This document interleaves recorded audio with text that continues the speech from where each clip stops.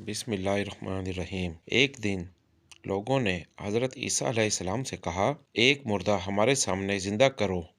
हज़रत ईसा अलैहिस्सलाम ने फरमाया, जिसको तुम कहो मैं खुदा के हुक्म से उसको ज़िंदा करके दिखाऊंगा। सब ने कहा, साम बिन हज़रत नूह अलैहिस्सलाम को ज़िंदा करके दिखाएं, जो हमारा और आपका दादा है। फिर सब जमा होकर हज़रत साम की कब्र पर गए। हज़रत ईसा अलैहिस्सलाम ने 2 रकात नमाज पढ़ी और अल्लाह ताला के हजूर दस्त बस्ता होकर दुआ मांगी। फिर हज़रत साम को पुकारा, तब उनकी कब्र अल्लाह ताला के हुक्म से शक हुई और हज़रत साम बाहर निकल आए, जिनकी दाढ़ी और बाल सफ़ेद हो चुके थे।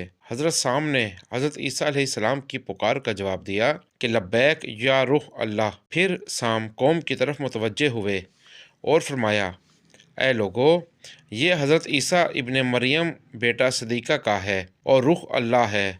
तुम इनकी नबूवत को मानो और ईमान लाओ। फिर हज़रत ईसा अलैहिस्सलाम ने हज़रत साम से दरियाफ्त किया कि उस वक्त तो तुम्हारे दाढ़ी और सर के बाल सफ़ेद ना थे, तुम्हारे ये बाल अब क्यों सफ़ेद हैं? हज़रत साम ने जवाब दिया कि जब मैंने तुम्हारी आवाज़ सुनी तो मुझे ये गुमान हुआ कि क़यामत कायम हो गई है। उसकी हैबत से मेरे बाल सफ़ेद हो गए। फिर हज़रत ईसा अलैहिस्सलाम ने दरियाफ्त किया कि तुम्हें मरे हुए कितनी मुद्दत हो चुकी है, तो मालूम हुआ कि मरे हुए 4000 साल हो चुके हैं। हज़रत ईसा अलैहिस्सलाम ने फरमाया, अगर तुम चाहो तो मैं खुदा से दुआ करूं, कुछ मुद्दत और दुनिया में ज़िंदा रहो। हज़रत साम ने कहा, आनी तो फिर भी मौत है और सुकरात मौत की तलखी अभी भी मेरे हलक में बाकी है, इसलिए अब मैं दोबारा ज़िंदा नहीं होना चाहता। दुआ करें कि मैं दोबारा बदस्तूर साबिक़ ज्वार रहमत ए इलाही में पहुँच जाऊँ। फिर हज़रत ईसा अलैहिस्सलाम ने दुआ की तो वो दोबारा फिर अपनी कब्र में चले गए। इस मौजज़े को देखकर